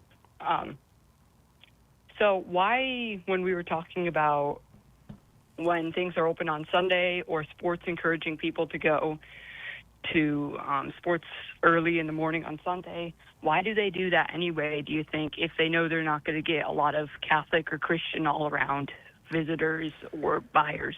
Can I tell you the terrible secret? Yeah, I'd like to know the terrible secret. Because they will get Catholics and other Christians. If they didn't, if we all held fast and said we're not going to do it, they wouldn't do it. Back in the day, when Catholics were really good at not eating meat on Friday, then McDonald's created the filet of fish. I think I've told this story on the show before, so I won't tell it again today. But originally, Roy Kroc did not want to create the filet of fish because he didn't want the smell of fish in McDonald's. And so he wanted to create the McHula Burger, which was going to be a slice of grilled pineapple on a hamburger bun. On a hamburger bun with toppings like cheese. How? That's like an alternate history where the Hula Burger won. And the filet of fish A Catholic McDonald's manager said, "I think a filet of fish was going to do better," and so In he got Ohio, permission. somewhere. He got permission to do it at his local McDonald's, and they competed, and it was obviously filet of fish is 20 times better than the disgusting grilled pineapple By with burger some toppings. miracle, fish beat pineapple as the filling for the Friday burger. Yeah, exactly. And if memory serves, didn't the granddaughter, someone who was connected to this, maybe it was just somebody who lived in that town, somebody connected with the McDonald's where this had happened, called into the show once. Did she call in? I know. I remember this vaguely because she's Catholic, and I remember the story. Maybe she did call in. I can't remember. Yeah. So if you're listening, you happen to be that woman, you can tell we were both impacted enough to remember that you called in. If you call again, and we'll get you a remember hula burger. none of the details. So. That's the thing, though, Joshua. If we didn't go, they wouldn't be open because it wouldn't. There's enough Christians that it would dampen the. If Christian people weren't willing to give up church and do the soccer tournament on Sunday, then they wouldn't do the soccer tournament on Sunday. But the fact is, we are, and so it's not on society. It's on us, I think. Joshua, I'd like to go back to you in the Dakotas and see what you think. What is your view on this? I think that it's a twisted and demented way to draw in to get money. Yeah, I think that's well said. It's very hard. I mean, I don't want to just completely defend the companies, but it is very hard. If everyone around you is open on Sunday and you say, we're not going to be open on Sunday, you're losing a lot of business to your competitors. And for some things, like a restaurant, Chick-fil-A is able to be closed and they take a financial hit. But if you're a store and it's groceries or something that you're selling, then they're not going to come to you on Monday because they bought from your competitors on Sunday. That's the problem. That honestly makes sense now. But thank you for your time. And before I leave, I'd like to share that I am a regular listener, and I love when you do Flannel panel and stuff like this, and I'd like to see more of it in the future. Oh, that's wonderful. Joshua, incredible. I don't know how old you are, and I guess I'd just say this. If you would like one of our books, the store is open to you. I could send you The Eucharist is Really Jesus. I was going to give him a choice of two books. Do you mind okay. if I give him a choice? Please. I was going to say, Joshua, we could send you The Eucharist is Really Jesus or the same exact book in Portuguese, A Eucharistia é mesmo Jesus. Which would you like? Would you like the Portuguese or English version of The Eucharist is Really Jesus? Could you repeat the Portuguese slower? That's mean, Joshua. That's mean. You're just trying to make me say it. A Eucharistia é mesmo Jesus. Don't ask me to say it again, Joshua. I know what you're up to. It went from Jesus to Jesus. I like that. Oh, was it Jesus before? I don't know how to. I can't speak Portuguese, No Joshua. one I'm putting the kid on hold. I'm putting him on hold. Joshua, have you decided which one you would like? No, I'm fine. All right, Joshua. Thank you very much for the call. That was a great call, actually. Let's go to our friend Emma in Hayden, Idaho. And when I say friend, I mean friend. We've been talking with you, Emma, for years, and it's always been delightful. Welcome back. I've been listening to you since just before you got onto the air, and when you changed they changed the music. It was just really cool to be part of that. Wait, well, how did you listen to me just before I got on the air? That's not even were you at my house, Emma? I know that's not what I mean. Okay. Oh, okay. You know what? Because that creeped me out a little bit for a second there, Emma. Well, I'm sorry. Yeah, all right. Forgive me. Okay, so you know how society has this big cursing problem? And even on commercials online, they say the F word. I know. I know. Okay, well, and I don't cuss. But what I do say when I dropped the vacuum on my foot yesterday, and I say, bad words, bad words, bad words. But I'm thinking bad words. I'm thinking of all the bad words. Yeah. Is that wrong? Is that a Doesn't sin? sound wrong to me. And so I think we want to make a distinction between different types of words. Words that are offensive to our Lord. Blasphemies and those sorts of things. We shouldn't indulge those even inside of our minds. A word might pop into your head despite you not wanting it to be there. So I'll give you an example. There's a song that maybe you used to listen to, and it has words in there that you don't want. And so you mute the song or you turn it off. But maybe the song gets stuck in your head. And so the word pops in there. And focusing on it to try to avoid it can make it even worse. But you're not saying it in your head. It's appearing there. You're not guilty of anything in that situation unless you're purposely, putting yourself in a situation. But words that are degrading to someone's dignity, like really vulgar and vile words, or words that are blasphemous, we want to stay well clear of those, anything that is impure. But then there are other words where they're maybe just angry words, or they're words that are, scatological, where they're rude words, where you wouldn't want to use them in mixed company or in polite society, but they're not of themselves, the kind of words that we're told to avoid in Scripture. So I think if you keep those kind of guardrails in place. I actually yesterday did a live call-in show with Trent Horn in the first hour and Jimmy Aiken in the second hour that's available over on Shameless Popery. And that was one of the questions that came up from people on YouTube. So Trent actually goes in and gives his favorite mild bad word. So if you want to hear Trent use language, maybe not what we wouldn't want to use. I actually think you could say it on the radio. It's not very strong. But you can check that out for, again, just maybe a little longer detailed. These are the kind of words we should avoid. These are the kind of words that we don't need to. What do you think, Emma? Offensive God words to the Lord. Those are not the words I'm thinking. Yeah, you're talking about coarse language or vulgar language, that kind of thing. It's a sign. Don't let anything come out of your mouth. Yeah, I do think it's a sign of the loosening of the standards, and the loosening of the standards have to do with a kind of casualness about human dignity, certainly about human sexuality. There were certain things that it would have been shocking to say in mixed company, as Joe said, that people just say all the time. And that, while that's not the same as blasphemy, like we don't want to put that's not the same as taking the Lord's name in vain or anything. It is, it's disordered.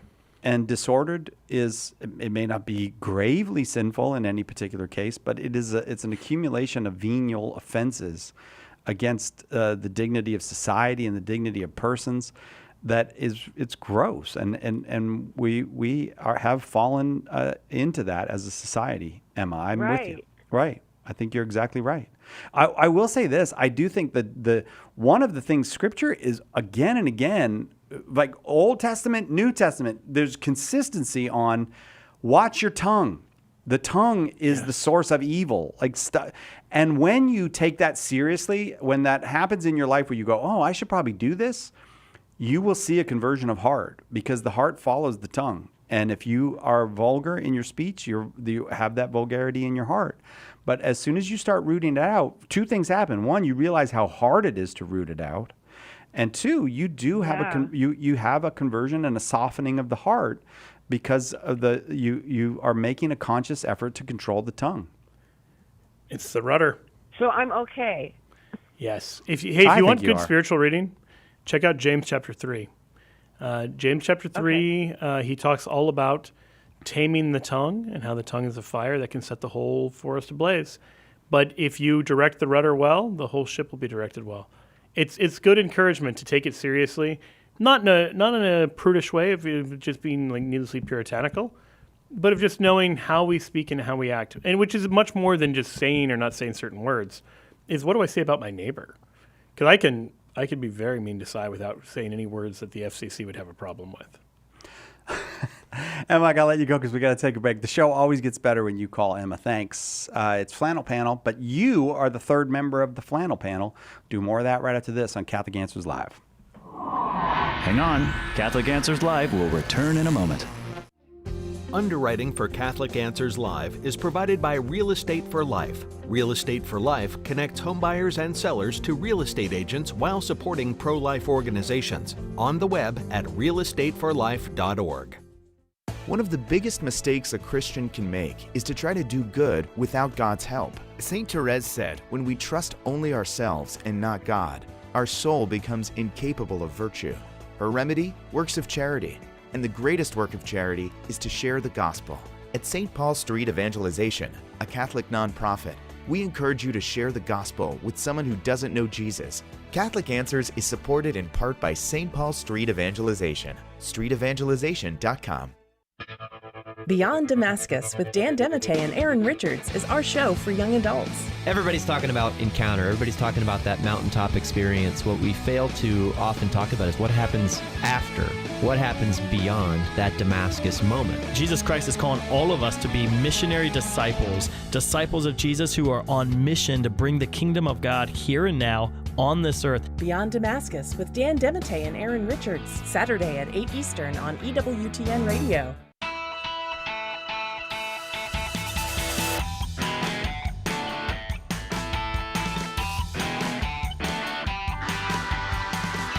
Welcome back. Catholic Answers Live. Flannel Panel, Joe Heschmeyer's here. We lost a member today to some obligations, and so we decided let's let the third member be you. So we've really enjoyed. I have enjoyed a great deal. Yeah, I've been getting to having a talk with blast. people. The cat is away. And yeah, that's right. And so let's go. Why does it say Jersey? He's not in Jersey. He's got to be in New Jersey. Oh, I see it. That's just like, oh, he's in Jersey. Okay, what Joycey. are we? Better than during a radio now? show when you said like, Joycey. You can't say Joycey. They don't like it. That's why I've said it was better. They get mad about it. If he has a British accent, it turns out he's calling from Old Jersey. Yeah, he's calling from the actual island of Jersey. Tom in Jersey, Yeah, hi. welcome. Hi. Talking about Jersey, you know, on the original maps, Jersey was Jarsey. Jersey. So, Jersey. Jersey. Yeah. So, but I called about our county, Bergen County. It's in northern New Jersey, and it has all blue laws that no shopping on Sunday. And it's one of our richest counties that they could afford to, you know. Are you in Bergen County? So I'm in Hudson County, just below Bergen County. I'm from Jersey. Yeah, Bergen County's right next to New York, right? And somehow they kept the blue laws there in just that one county of New Jersey. That's right. It's great. I looked Wow. up blue laws in the United States, and Bergen County, New Jersey, is its own little inset in the map because it's this tiny little county that, in a sea of no blue laws or limited ones, because New Jersey and Pennsylvania have no vehicle sales on Sunday. It's same as Missouri. But that's pretty much it in terms of blue laws, and I have no idea why. So, do you, Tom, have any notion why Bergen County, New Jersey, it has no shopping on Sunday? Like, what's the history there? Do you know? We had blue laws all over the state, but they're all been rescinded. Like in Ocean Grove, you couldn't drive a car on Sunday. Well, everyone would be safe from me, Joe. If that's funny. That is fascinating. Yeah, we lost something when we lost that, and I know it's we're not a Christian country in the sense of that's our official religion or anything, but there were these goods of the Christian culture that we just gave up so easily, and I'm happy to hear that. So the thriving county of Bergen County, New Jersey is and literally that's not a sarcastic thriving county. I mean, it is. He said it's the richest New county. Jersey Spotlight News gives this description. Bergen's blue laws ban non-essential retail sales on Sundays. Clothing, furniture, home decor, appliance, and building supply stores are to stay closed, though restaurants, grocery stores, and entertainment venues can remain open. So you're not going to have the critique people have of blue laws is, what if you have an emergency and you need, diapers, or you need, food, or you need something. It's non-essential. The stuff that can wait for tomorrow waits for tomorrow. I'm actually Portuguese question? Oh, you got something? Oh, you got more for us. You are definitely a member of the Flannel panel. I just want to know why the Fatima prayer, "Oh my Jesus, forgive us our sins, save us from fire, all souls to heaven," especially. Why is that said in America and like in France? They wouldn't say Portuguese prayer. You know what I'm saying? Oh no, Fatima is in Portugal. I think he's wondering why this spread to the U.S. and didn't spread to France. They wouldn't say a Portuguese prayer. Oh, really? I don't know what the French do in the Rosary, to be honest. If there's a Frenchman praying the Rosary, God bless him, because he's probably the last one. I'm so mean, but very funny. I'm delighted to hear that someone in France is praying the Rosary. Pray it any way you want. Like, if you're in France, go for it. But I'm sorry, you're going to have to help me, Tom. You're saying that in the United States we pray the Fatima prayer at the end of each decade, but they don't in France. Is that what you were alleging? I would assume so, because the Rosary from Lourdes, of course, there's no Portuguese prayer. But that predates I don't know. appearance of Fatima. I don't know the answer. I'm thinking that Our Lady will take any rosary from France. Like, I think she's like, just pray one. I heard a professor once say, if you want God to hear your prayers, pray in French, because it'll get his attention. That's mean too. Tom, I'm going to let other people get on, okay? But God bless you. Okay, sure. Thank you. Do I get a Portuguese book? All right. I'm going to be honest with you. I was kind of kidding. I don't actually have the Portuguese copy to mail, but I'll send you the English copy. Would you accept it? I would love it. Okay, so the Eucharist is really Jesus. I also like that you called his bluff, because I wondered how he was going to send you that Portuguese copy. I knew the kid would take the English copy. I knew he wasn't going to take Portuguese. All right. Thanks a lot, Tom, for calling my bluff. Hang on. We'll send you. Don't go anywhere. Just give us an address. We'll send you the Eucharist is really Jesus. Johnny, will you tell Darren that? Because I got to take this next call. Okay, thank you. Gene in Columbus, Nebraska. If he's looking for a Portuguese book in Columbus, Nebraska, I'm quitting. Hi, Gene. Hello. Hi. First of all, I really enjoy your show. Thank you. The reason I'm calling, it relates back to when Si was speaking Portuguese earlier. Was I? Yeah. Well, my Portuguese isn't too good either, but I think he invited my wife and I to dinner. I'm so glad you got the secret message, Gene. That was it. What I was trying to say in Portuguese is, if Gene and his wife in Columbus, Nebraska are listening, I will take you out to dinner. That was, in fact, what I said. You are an amazing scholar of Portuguese. I was convinced I heard my name in there somewhere, and I usually I'm mowing the lawn when I listen to you guys, but today I was doing the treadmill, and I was able to call and find out. Well, I don't know when the next time you're going to be in Oceanside, California is, but when you're there, I am taking you and your wife out to dinner. Okay, Gene? If you stick around, they can give you Si's home address. No, do not give Gene my home address. How about, but in the meantime, could we give you a book? Well, in the meantime, I was also calling because of the comments about lack of attendance at Mass and since COVID. And I recently read a book my friend recommended called The Blessed Eucharist, Our Greatest Treasure. And it's a pretty old book, but some of the things in the book about adoration and the Blessed Sacrament and Mass are timeless. And it really brought back to my attention all the things that you take for granted at Mass and when a person goes to adoration. I'll tell you what, I don't usually take recommendations from people, but I'm taking this one from you because you speak Portuguese, and so the Blessed Eucharist by Michael Mueller. Is Father that Michael Mueller, he's a Redemptorist Father Michael, priest. Yeah. Okay. Thank you. And I'll tell you what, in payment back, because I'm going to try to get at least one or two more on with Joe before we have to go. Or with me, too. It's not just Joe. It's Flannel Panel today. Gene, just hang on and give us an address. I'll send you The Eucharist is Really Jesus if you'd like a copy of that book. It sounds like you already have a better book about the Eucharist, but if you'd like a copy of Joe's book, The Eucharist is Really Jesus, I'll send it to you. Alex in Fort Hays, Kansas, one of my favorite forts in Kansas. I love Fort Hays, Kansas. I speak down there a few times a year. I love Fort Hays, Kansas. Hey, Alex, go ahead. You're on. Yeah. First of all, I'd like to ask Joe if he's going to come back to Fort Hays to speak with us.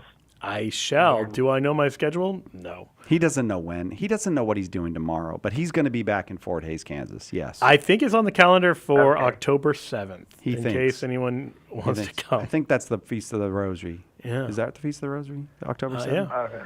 Yeah. All right. What do you got for us, Alex? You're a member of the Flannel Panel now, so what do you got?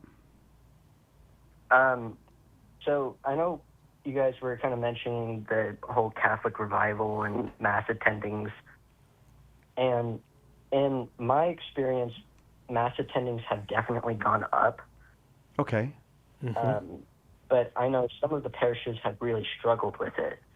Yeah. And my question is whether or not you two think that has to do with parishes and bishops actually understanding what Vatican II was supposed to, what the message behind Vatican II was supposed to be. Yeah, I think that is true. And I think we can talk about that in two different ways. One is just avoiding the sort of bad interpretations of Vatican II, where it was sort of a softening and a weakening and a watering down of the faith that was spiritually deadly. I heard a priest once compare it to field hospitals where they would water down the morphine to try to make it go further, and the result is just that the morphine didn't work. Well, watering down the gospel has the same thing. You might think that you're going to reach more people by watering it down, but the result is that it doesn't work. And so the places that tried that way, they might have been motivated by good intentions. They might have thought... many were, Joe, without question. I mean, you remember. Yeah, because I was there. But in all seriousness, I do, like, it's easy to paint them as villains. I think they were trying to serve our Lord and trying to save souls by not putting up excessively high barriers and by trying to reach people on their terms, by trying to do laudable things, and just in this very misguided way that we have seen abundantly does not work. But so that's one sense in which we've moved past a kind of bad interpretation. But another way is, John Paul II got kind of ridiculed for him talking about the coming of a new springtime for the church in the third millennium. But one of the things he talks about is the new commitment of the laity to the work of evangelization, which he said was changing ecclesial life. That's in Redemptoris Missio. And I think we see that in Catholic Answers as one of the manifestations of that. That there was an age in the church where a bunch of lay people having microphones talking about Catholicism would have been unthinkable, partly because microphones maybe didn't exist, but partly because lay people weren't viewed as being reliable or trustworthy promoters of the gospel. And Vatican II, in its call for the universal call to holiness, has really caused enough people in the church to take that very seriously. So I think you are seeing the spiritual fruits of that. I mean, specifically with, like, Latin in the liturgy. Oh, yeah, right. When you go through the Vatican II, the actual documents themselves, it describes vernacular language being permitted, right, but not prescribed. People can now see the documents themselves, and they don't just have to take some liturgist word for it when they say, "Oh, Vatican II wants us to do X, Y, or Z." They can say, "Well, no, actually, paragraph 4 of Summorum Pontificum, or of Sacramentum Concilium says the actual opposite of that," or whatever. Alex, I tell you what, I don't know what radio station you're listening on, but I do think Catholic radio has contributed to that greatly. I think people are much more educated about the faith because people like Dr. David Anders and Jimmy Aiken and Joe Heschmeyer are on here helping them be educated in the faith. So God bless all those people that have made Catholic radio possible. Alex, if you'd like a copy of Joe's book, The Eucharist is Really Jesus, hang on. You are a fine member of the Flannel Panel. You didn't sound like you were wearing flannel to me, but I don't, I don't want to judge you. But hang on, we'll give you that. And that will do it for us. Joe Heschmeyer, I really enjoyed being 1/3 of Flannel Panel with you today. Thanks. I liked being here. And I liked our third member. Yes. They were great. They were great. He's gotten a lot better. Thanks all the callers. We'll see you tomorrow, God willing, right here. Catholic Answers Live.